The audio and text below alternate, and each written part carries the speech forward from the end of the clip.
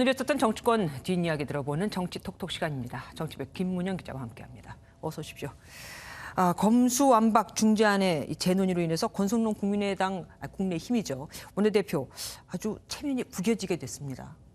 네, 그렇습니다. MBN 취재 결과 권성동 국민의힘 원내대표가 윤당 선의는 물론 인수위에도 충분하게 소통하지 않은 것으로 확인되었습니다. 네. 권 원내대표가 협상 전이 아니라 중재안을 받아들인 뒤에야 설명을 했다는 건데요. 예. 장제원 당선인 비서실장도 비슷하게 말합니다. 특별한 그 문제로 교감은 안 하신 걸로 알고 있고 당에서 잘 헤쳐나갈 거다 생각합니다. 당 지지자와 인수위 그리고 이준석 대표의 반발이 커지자 권 원내대표는 주말 이틀 동안 3차례나 사과글을 올려야 했는데요. 오늘 최고위원 회의에서도 민주당이 단독 처리를 하려던 안과 그 중재안의 차이는 무엇인지 조목조목 비교하며 해명을 하느라 진땀을 뺐습니다. 소수당의 원내대표로서 국민 피해를 최소화하도록 중재안을 마련하는 것은 차악의 선택이었습니다. 실제로 어떤 부분이 민주당이 제출한 원안과 결정적인 차이가 있는 것인지 말씀드리겠습니다. 권 원내대표는 오후에는 윤당 선인을 직접 만나 30분간 회동을 가지며 사정을 설명한 것으로 알려졌습니다. 그래서일까요? 권 원내대표를 전 원내대표였죠. 김성태 원내대표. 비교하는 글이 또 나돌고 있던데. 네, 그렇습니다.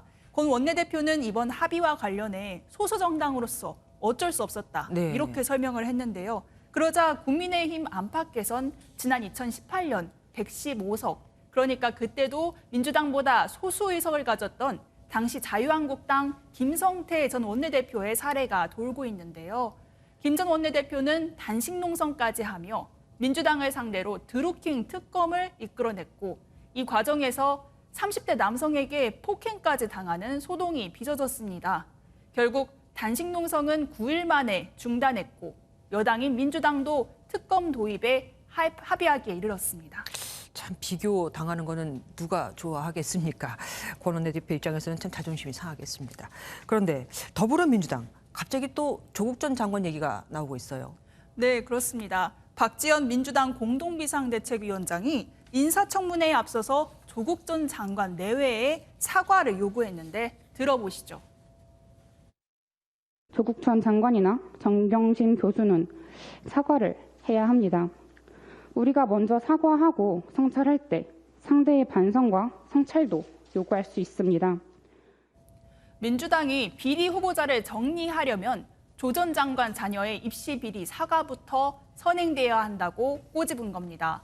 조 전 장관은 비대위 회의가 채 끝나기도 전에 소식을 듣고 SNS에 자신의 입장문을 올렸습니다. 조 전 장관은 여러 차례 비슷한 요구에 사과를 표명했다며 우리 가족의 경우와 달리 교수 부모가 제공한 인턴 체험 활동의 기회를 갖지 못했던 분들께 송구하다고 밝혔습니다. 그런데 이 반응에 대해서 두 가지 얘기가 나와요. 이렇게 대놓고 한 첫 번째 사과다라는 얘기와 또 한편으로는 과연 제대로 사과한 게 맞느냐? 두 번째 얘기. 어떤 게 맞을까요? 네, 그렇습니다. 두 가지 이야기가 나오고 있는데요. 우선 법원 판결부터 말씀드리면 박 비대위원장도 언급을 했는데 대법원이 조 전 장관 일가와 관련해 동양대 표창장과 6개 인턴 확인서, 그러니까 고려대와 부산대 의전원 진학용 7대 스펙 모두가 허위라고 판결을 했고 박 비대위원장도 이 점을 언급했습니다.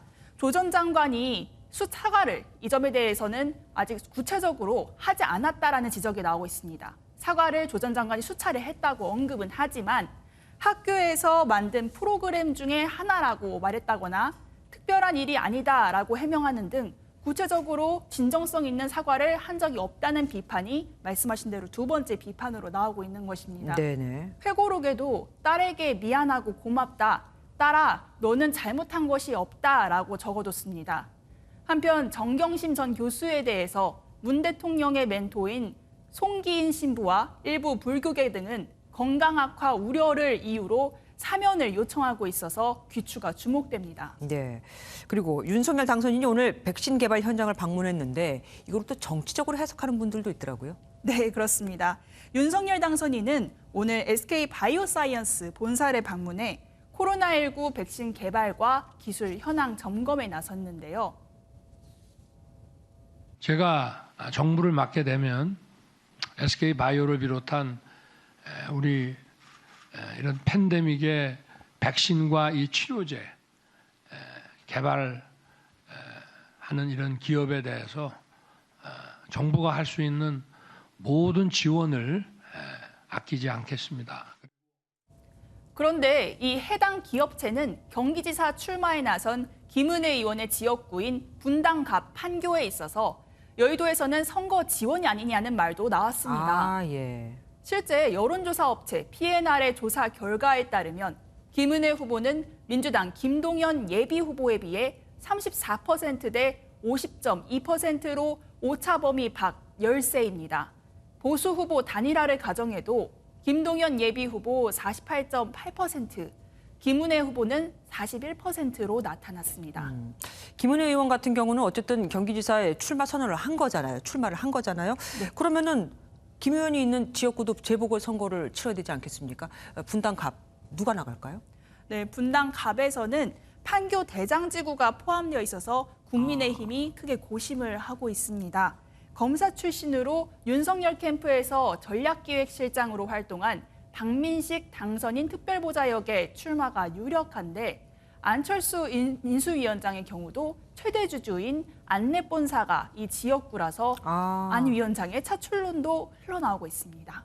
민주당에서 김은혜 의원에게는 0.72%포인트 차로 졌던 김명관 전 의원의 출마가 유력한데요. 또 민주당의 성남시장 출신 이재명 전 경기지사의 출마 가능성 역시 배제할 수 없습니다. 와, 그럼 지금 말씀대로라면은 안철수 대 이재명 이 대결도 가능한 거네요. 야, 정말 궁금해집니다. 지금까지 김문영 기자와 함께했습니다. 고맙습니다.